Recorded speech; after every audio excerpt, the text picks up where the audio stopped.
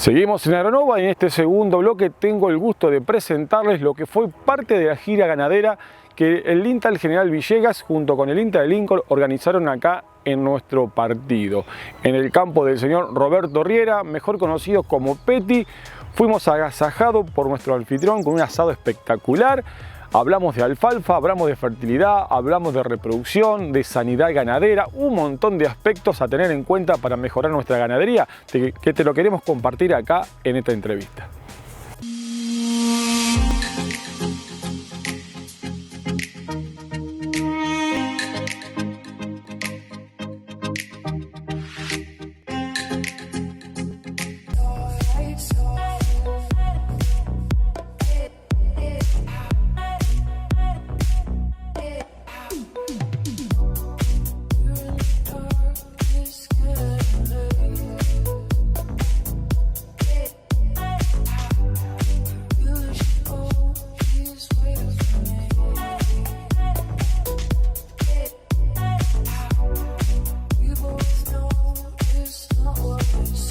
En esta jornada de Lincoln, que nosotros le llamamos una gira ganadera, estamos en una parada de campo donde hay un cultivo de alfalfa con festuca y cebadilla y estuvimos charlando de diferentes aspectos de manejo del suelo.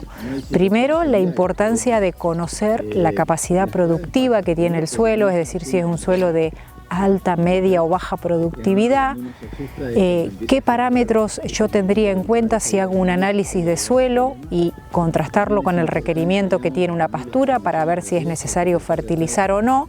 Y después también estuvimos charlando bastante de cómo hacer un manejo de una fertilización de acuerdo a la pastura que se siembra, el nutriente que esté más limitante, diferentes formas de aplicar los fertilizantes, diferentes momentos de aplicación, aplicaciones foliares, aplicaciones al boleo, bueno, distintas alternativas que hoy tiene el productor a la hora de fertilizar un cultivo.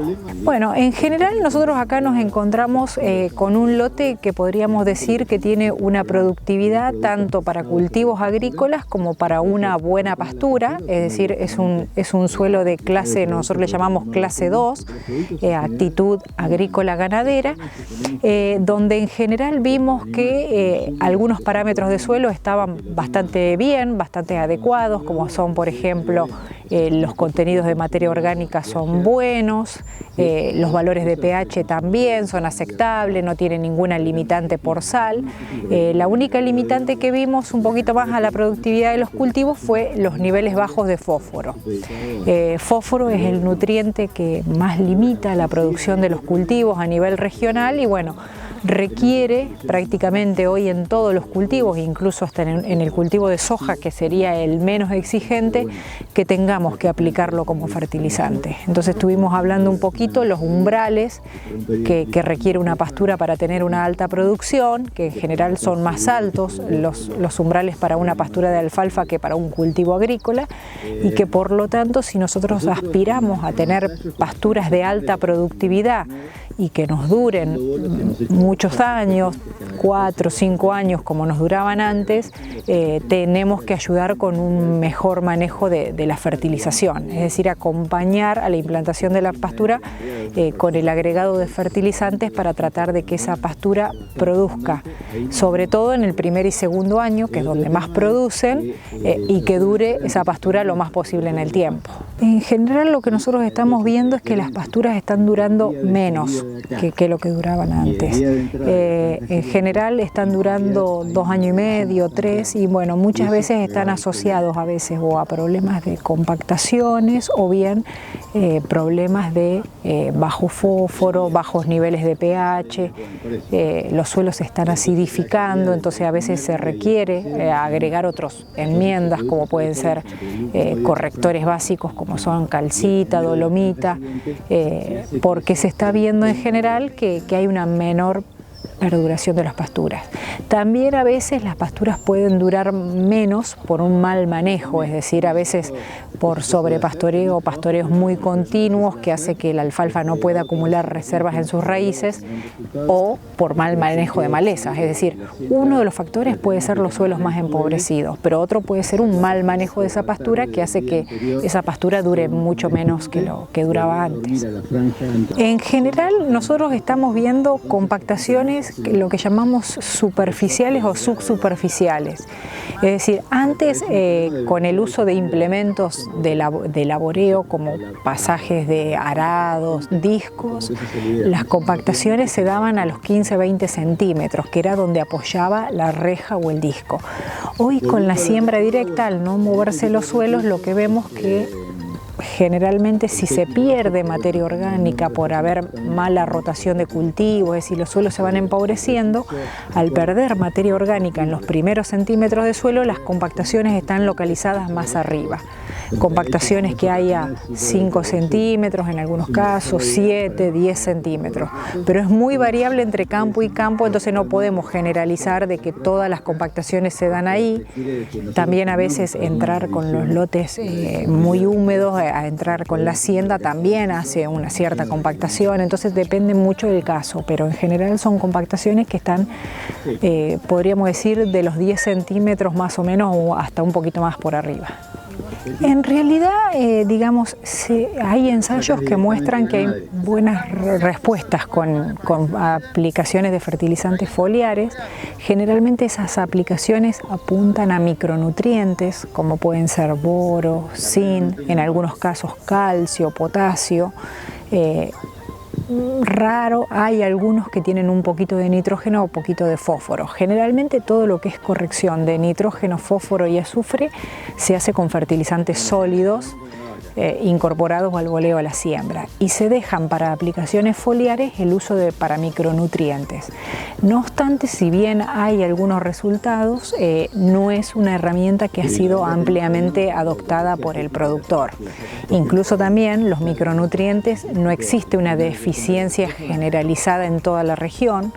Entonces hay zonas que sí, zonas que no. Entonces primero habría que hacer un buen análisis de suelo para saber si hay una necesidad de fertilizar con fósforo, con boro, o con zinc, y después recurrir al fertilizante, porque como no está generalizado, a veces uno podría estar incurriendo en un gasto innecesario. Pero sí, sobre todo en el caso de zinc, que es un nutriente que está habiendo un poquito más de deficiencias, y sobre todo maíz es un cultivo que muestra deficiencias, se pueden usar productos foliares para corregirlo en estado de 2, 4 o 6 hojas.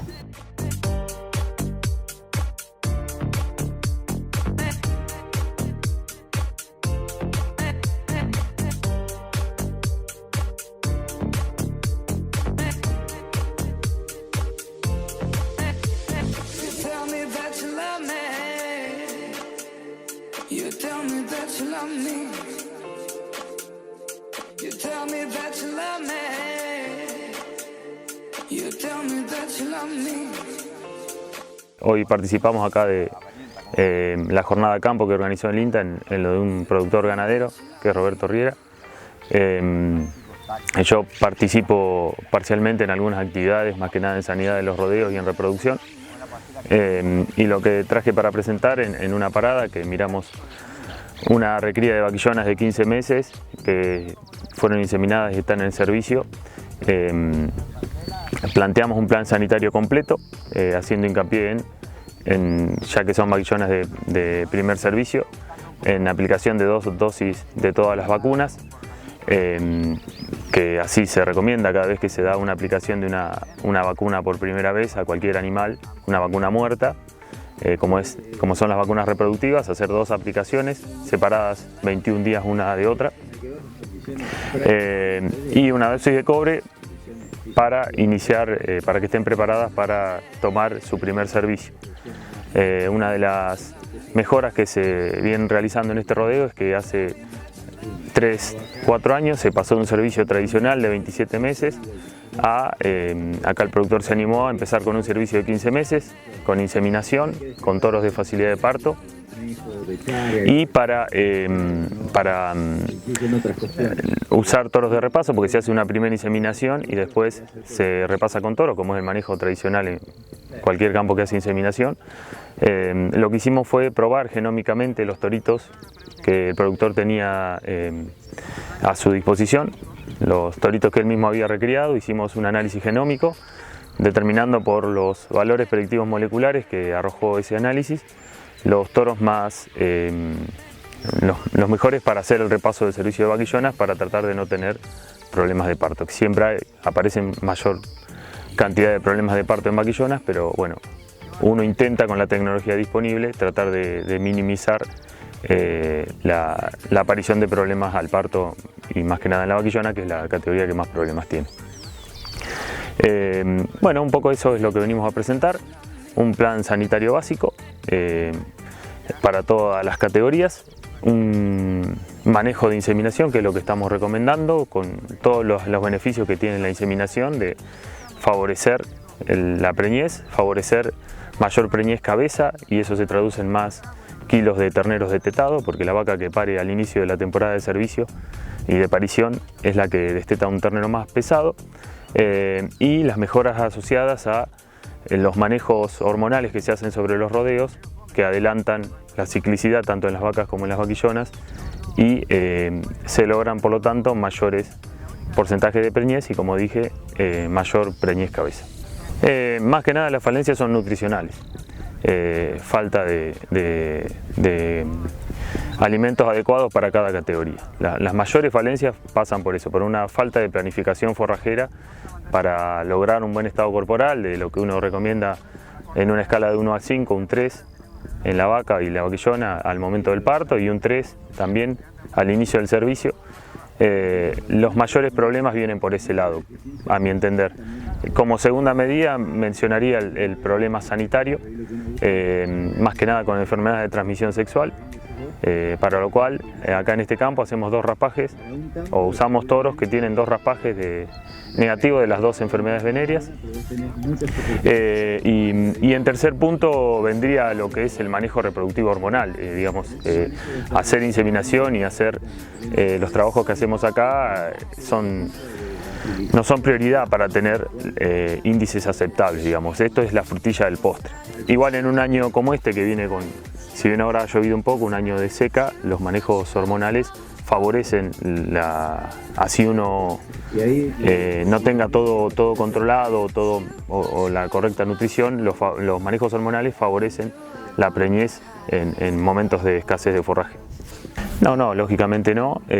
Lógicamente cada recurso forrajero tiene su valor nutricional, y lo ideal es que al momento del servicio, que coincide con la época de mayor producción de forraje, las vacas estén comiendo la mejor calidad que hay en el campo. Pero bueno, la vaca es un animal que convierte casi cualquier alimento, cualquier tipo de forraje en alimento, y bueno, uno tiene que considerar en cada estadio del año y del estadio reproductivo del rodeo qué forraje puede contar o qué no. Todo lo que vos nombraste son forrajes válidos y utilizados para la ganadería. No, bueno, fundamentalmente realizar una planificación forrajera. Es común que en estos años de escasez de lluvia y por lo tanto de forraje, aquel que no tenía ningún tipo de reserva la haya pasado mal, y sus vacas también. Y entonces tenga que tomar decisiones apresuradas, como son vender animales o lograr bajos índices reproductivos porque no tiene una cadena forrajera más o menos establecida. Eso sería lo fundamental. Después viene lo demás. Arrancar con un buen manejo nutricional y un buen manejo sanitario. Todo lo demás viene después de eso.